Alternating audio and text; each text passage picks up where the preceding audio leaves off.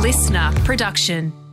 Welcome to the Motorsport Brief. Driver, manager, artist. Today's guest has quite the CV and he kind of blends those three talents, not just on canvas. G'day everybody, Rusty here. Welcome to another ep of The Shortcast. I caught up with Stefan Johansson when he was in London recently. We'll hit the start button on that for you in just a moment. First, a reminder about a new feature episode that's out now with Alistair McRae. You can enjoy that when you're finished with Stefan Johansson. From growing up around his legendary dad Jimmy in the British Rally Championship, making it to the WRC with Hyundai before it became the team we know today. And I respectfully didn't ask a lot about his superstar brother, the late Colin McRae, but a few things kind of naturally came up in conversation that are really nice memories, and I'm grateful that he felt comfortable to share them. Why Alistair now calls Australia home, and his son Max, the next generation McRae, with the World Championship squarely in his sights. The turbo era of Formula One most fans look upon very fondly. Stefan Johansson got to drive some of those beasts and he was reunited with a special Ferrari at the Adelaide Motorsport Festival in recent years, a car that is now based down under. There's some reflections on that over the next 20 minutes or so, plus teammates like Senna and Prost. It doesn't get any bigger, any tougher. Driver managing another Iceman in Scott Dixon in IndyCar, and how Stefan turned to art after a moment of tragedy in F1, and he's become very good at it, painting an ultra-rare Porsche recently. I hope you enjoy this conversation. I sure did. Roll the tape. Here is Stefan Johansson. Stefan, welcome to the podcast. Thank you. California has been home for you for over 25 years now. I think you get back to Sweden still on a number of occasions each year, but you are talking to us from London. Is it art? Is it a motorsport connection? Is it maybe even your buddy Mark Knopfler from Dire Straits? What takes you there? Yeah, a bit of everything, really. I mean, London is sort of... I left Sweden when I was 19 to come over here to try to have a career in racing, so I kind of had to grow up here, you know, and a lot of my very closest friends are still here. And it sort of feels, London is still my spiritual home, I can say. You know, I feel really at home here. And I love the city. I love the people around here, you know. And like I said, all my best mates are still here. So I always come this way. If I go to Europe, I always stop in London for a few days on the way here and on the way back home again. Lovely. Fans listening to the podcast will remember that relatively recently, you made an appearance down under at the Adelaide Motorsport Festival. Did you enjoy that? What memories did it evoke? And the first thing that I guess kind of comes to mind, it was a podium for memory in '86, wasn't it, there in Adelaide? Yeah, I mean, I love Australia, period, but Adelaide's it was such a great experience, you know, back in the day. The city just totally embraced the Formula One race, you know, and everybody was so enthusiastic about it. And when I came back for the festival the first time, it was exactly the same, you know, people are so passionate about it, you know, and yeah, it's just great. It's a good atmosphere, great energy there, you know, and the people are lovely, really into the racing. And you know, I think a lot of them they were probably kids when we were racing there, and they're grown up now, you know, they have their careers and everything. And it was really, really nice to connect with all these people. They've never forgotten that event, and they're very proud, very passionate about it in their backyard. Well, they should be, because it was a really, really terrific event. A colleague and friend is Guido Belgiano-Nettis. He and I have cycled on occasion. He owns two of those Ferrari 156 85s. You love that. Yeah, Guido, Yeah, Guido, that's right. You love that turbo era, I know. What was it like getting reacquainted with that beast? Oh, it was fantastic. I mean, it really brought back good emotions, you know. Those cars, that whole era was just... may have been the best period of motor racing, I think, in many ways. I mean, not just F1, but, you know, the rally cars were insane, and the Group C cars, you know, it's like real beasts, all these cars, you know.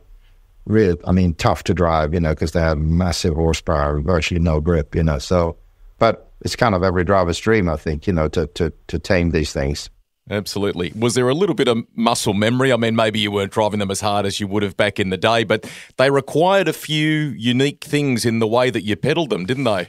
Yeah, absolutely. Yeah, I mean, they were quite unique with the turbo lag and everything. So, no, of course, I didn't go anywhere near as hard as I, you know, would have done back in the day. But But you could still, it was enough to get a good feel for it, and just feel the car, and the power, although it was obviously tuned down quite a bit from how it was back in the day, What about the memories of that period for Ferrari with you? And I kind of immediately think of my buddy Tom Clarkson, and you did a great chat with him on the official F1 podcast a few years ago now. And I think when you spoke with him, you said that you were still so new to Formula One at that stage, and even kind of a bit wet behind the ears was your own words. But I mean, as an athlete, such a massive opportunity, but you're thrown in with the big team in a brutal environment. What was that like? It's easier to reflect on it, afterwards. But when, obviously you get an opportunity, that's once in a lifetime, but it was probably a little bit too soon for me because I hadn't actually done a full season of F1 with any team at that point, so I was sort of jumping in and out of cars from different teams, the year prior. So just the driving part is not the big deal, but it's all the other stuff, and I always tell the drivers that I work with as well, that I manage the stuff. Driving is the easiest part of the whole job. It's all the other stuff you have to deal with, politics, the internal politics with the teams, all the things that, it's all part of the package, to make you the best you can be, really.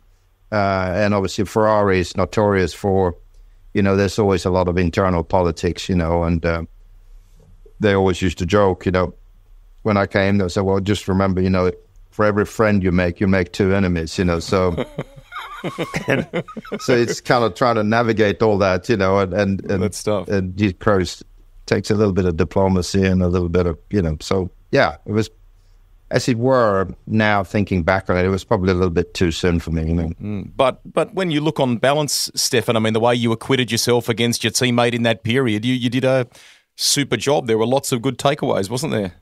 Yeah, absolutely. I mean, the only, we knew, 85 the car was strong, especially at the beginning of the year, the car was very good. I should have won probably 3 races on the trot there, Imola, Canada, and Detroit. I was in a position to win all 3. And, circumstances like there always is, in racing or F1 in particular, maybe especially back then. But, and then I came in sort of in the season. So, sort of playing my role, but then for 86, obviously, the goal was to beat my teammate more, first of all, because that's always the goal in whatever team you're in F1, right? So, and we knew the car pretty much from the first test, it wasn't the winning car.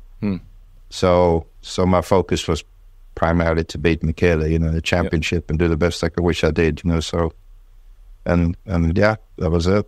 Imola must be kind of bittersweet in some ways because, man, you went so close, didn't you? I mean, Ayrton had that issue. Yeah. You were all of a sudden in the lead, and then almost within sight of the finish, Stefan, it slips from your grasp. Yeah, it was, very frustrating, of course, because if I ever done or did a perfect race, that was the one, because we knew the fuel number I had to meet, and I was below it every lap, then I knew I had enough to get to the end. The team were hanging out more boost and everything, but I knew how much I was catching the guys in front. And then what we found out afterwards, of course, it was a crack in the inlet manifold on the so it was pushing in more air, and then the engine tried to compensate, to retain the same mixture. So it was pushing more fuel in, and it was using more fuel than we thought, basically, and that's why we ran out with a lap to go. That art form of driving to the number and stuff, you've been big along the way, haven't you, about sports cars and the benefit of sports car racing and how it teaches you some of that stuff. And I mean, Scott was at Le Mans very recently. I mean, it's still something that obviously resonates with you. Yeah, sports car racing is great. I think it's, in many ways, it's the best form of racing because you have to improvise all the time. Especially now, the cars are so strong and so reliable that you can literally, Le Mans is like an F3 race now. Every stint is absolutely maximum, So you're on the limit the whole time, and it it really trains you well, because I said you have to improvise. I don't think in all these years I've done Le Mans, I don't think I've had the same line around some of the corners twice, because there's either traffic or there's debris, there's just there's always something, so but you're always on the limit. So it's you just have to drive on feel a lot more, than just sort of like in F1, maybe you have, it's very clinical, and it's very, it's the line is pretty much always the same. People get out of the way when you have traffic, and you get none of that in the endurance race. You got GT cars, you got all kinds, so it's, but I love it, and Le Mans itself is maybe the best race of all in the end, because the track is still pretty daunting, it's super fast, and you really have to knuckle down to do a quick lap around there. You enjoyed it in a kind of couple of different eras, if you like, too. I went there for the first time in 2015 with Porsche and saw those kind of modern generation cars, which are almost like slot cars or Scalextric cars, aren't they? But I mean that I can tell already in the response from you. I mean, that race and what it means and the difficulties to conquer it are immense, aren't they? Yeah, absolutely. I mean, there's always million circumstances the whole time, so it's a tough one. I mean, I'll say it's the easiest one and the toughest one to win, because it just, when things fall your way, it's all great, but it could be a million things that could go wrong at the same time, but the sheer pleasure of just being there and racing, it's really, I mean, it's great if you win, but even if just being there and being part of the whole thing is a really, really great experience. We'll sneak a quick break here on Rusty's Garage. More of our convo with Stefan Johansson right after this. You're listening to the Motorsport Brief, our garage shortcast. I've had a little moment to just appreciate how far my pod has come since we set out in 2018. Really cool to think that we could get someone of the calibre of Stefan on the show. Let's get back to the chat now. In summing up a bit about you around getting very shortly to the great art that you do now and the stuff you're doing around business with drivers and so on, one thing that I pondered was the coming up against great teammates like Ayrton Senna, like Alain Prost and things like that. How much did that stuff help you in the university or the school of motor racing, benchmarking yourself against those guys and going head-to-head with them? Yeah, I mean, of course. I mean, you at the time you don't realize, maybe the level of greatness they had in the bigger picture of motorsport, But I mean, I think I truly was in an era when some of the best drivers that's ever been I was competing against them. I mean, Alain was. I still hold Alain as the best, certainly in our period. Mm-hmm. He was extraordinary in so many different ways, not spectacular or extravagant in his driving, but just so fast and just the way he operated around the car, and managed the whole weekend, if you like. I learned more from that year I was with him than I did in my whole career, pretty much. He was just so good at everything he did, and he had the ability to look at the bigger picture, always like, you don't have to win every battle to win the war, basically. You can still become a world champion, even if you lose a position in one corner during a race, Whereas some of the other drivers, it's just that one speed and that's it, But of course, so, every experience you have, you learn a little bit from this and you learn a little bit from that, But at the time, of course, the only object was to try to beat them, So, On the business side, did you always gravitate to understanding that, and how much has that helped in the position you're in as a driver manager these days? Well, I think it all helps. Yeah, it all adds up. It's like whatever you do in life, right? You come across different situations and circumstances, and it sort of ends up in the back of the memory bank somewhere, And when you connect all the dots for whatever situation you're in, that may help you in that certain moment, So, yeah, of course, it all helped, no question. You ran your own team there for a while, I think, in an Indy Lights perspective, and that's when you come across a young Scott Dixon. What was the first immediate impression of him? Well, I think you could tell right away, just that this guy is a bit special, but I just fell in love with his sort of attitude from day one. You could tell he was like, he had that very sort of quiet confidence, that he knew how good he was and he knew he could get the job done, and he didn't say much back then, I mean, you were lucky to get a couple of words out of him, but so I mean, you could tell right away that he was definitely a bit more than the rest of them, He's gone on to do some amazing things in IndyCar. Yeah. There was a brief flirtation with Formula One, wasn't there, from Williams? Yeah. And I think you've even spoken about some decent discussions with Ferrari too. Yeah, we had a test lined up, but it also, the Williams thing went well, and he did a great job in the test, and then, but BMW at the time was very reluctant to take a rookie, so we knew it wasn't going to happen, and so we leveraged that into, we got a pretty strong deal with Chip, and so it was like, I think you kind of give up the Indy career and with no real certainty of, having anything in F1, or carry on, and so we went that way, He's chalked up some amazing things there. What is the secret to his longevity, Stefan? What is it? Well, I mean, I think obviously, he's got the talent, which he's had from day one, but it's really like all the great drivers, every single great driver I've been around, it's their discipline, the work ethic, and just the mental attitude, to any sport at that level. It's in 90% is in the head, and that's what make the great ones great and the really good ones. Yeah.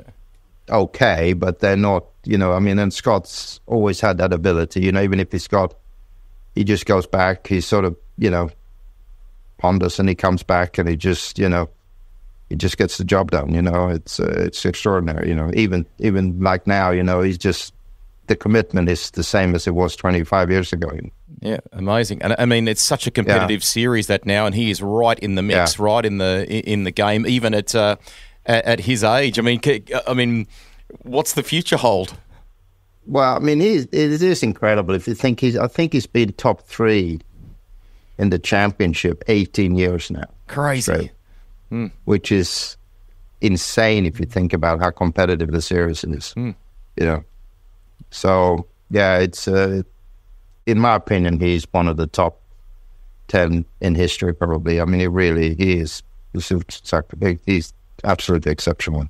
Incredible. We'll get him on the podcast in the months ahead. I spoke to him in the lead up to the Indy 500. Now, to come to art, it actually does have a kind of Formula One connection for you. It dates back, I think, to the 80s. And very sadly, am I right in saying that it was the passing of a fellow driver that in some ways started it all?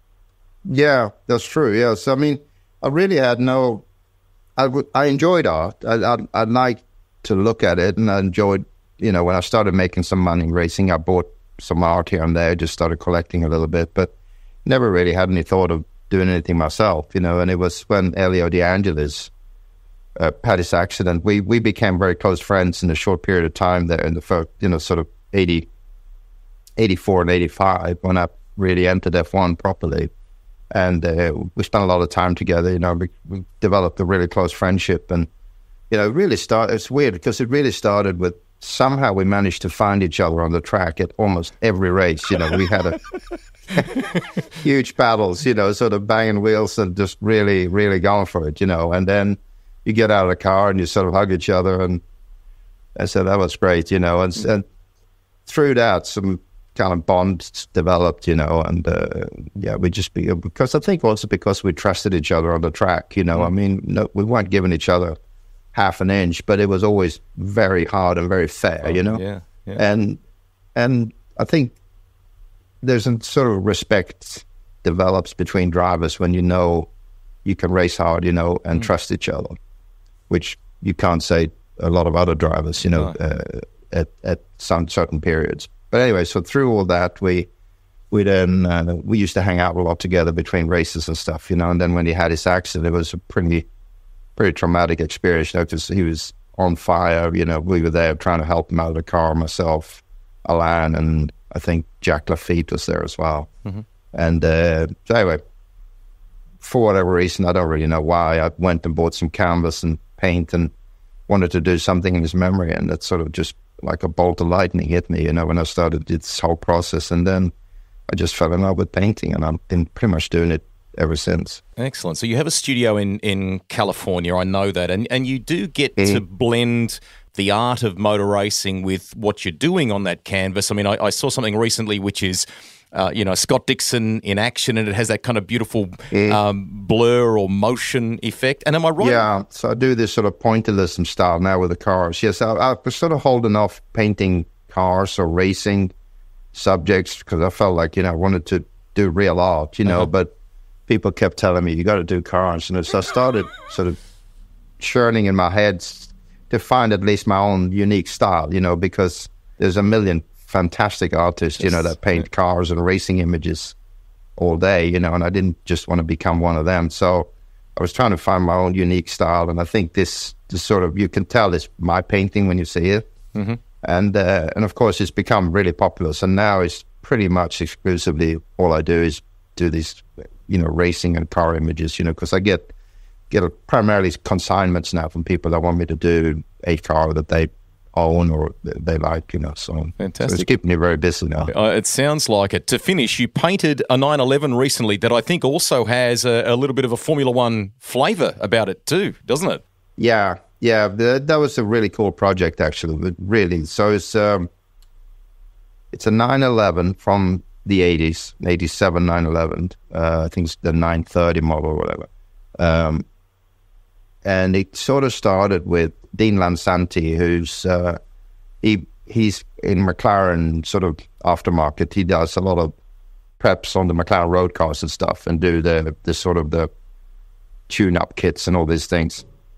So he found out that there was 11 of these tag turbos left sitting in a barn somewhere, just, and worked a deal with McLaren and had the idea of doing this retro mod 911 with the actual F1 engine in the back. So every one of the engines has been raised by someone, so it's my car is the SJ87, the one that I painted, but then you got the NL86, Niki Lauda, excellent, Alain Prost, John Watson, I think Keke Rosberg. Those are the drivers that raced this particular engine. So it's already a really unique project. The fact that, as far as I'm aware, it's never ever been a road-going car that have an actual F1 engine that's been raced in F1 in its period.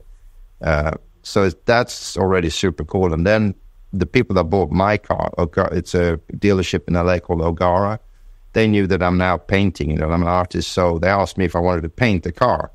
So we agreed, and then, and so it's kind of another level of uniqueness on top of the already really unique car in itself, so, and it turned out actually way better than I was expecting. The car looks really fabulous, especially up close, the colors are really crisp and precise, so yeah, it was a fun project. Congratulations. A lot of work, but it was a really cool project. Yeah, it's stunning. And colleagues and friends that are listening to the podcast here can actually see a yarn about it on an Aussie website called Talk Cafe. So congratulations on what you've done there. It's been awesome to reminisce a little bit about Formula One. It was so cool they could get you down under for the Adelaide Motorsport Festival. And from all of us here, we'll talk to him as the season goes on, but wish Scott all the best for us in Champ Car for the rest of the season, or IndyCar rather, for the rest of the season. Absolutely. Will do, of course. I know. I would love to have had an hour or so with him. It was still mega to get him on. There is a kind of calm about Stefan that I really admire, one that I imagine is just part of his nature. But adrenaline sport like motor racing has only aided that. Good baseline for an artist, isn't it? Next week, a new feature ep drops with Calvin Fish racing against Ayrton Senna in the junior formula in England during a golden period, thinking that they had Senna's measure on an arcade game in the cafeteria. The time that Calvin went out on track in his supercart at the same time as an F1 car, moving to the US and carving a 20-plus year career in motorsport broadcasting. He's very good at it, meeting and now working with his great mate Lee Diffie and much more. Look out for notifications on that one. An hour of fantastic conversation and another guest that I was overdue to get on the Rusty's Garage podcast. That is it for today. Catch you next week, everybody. Bye for now.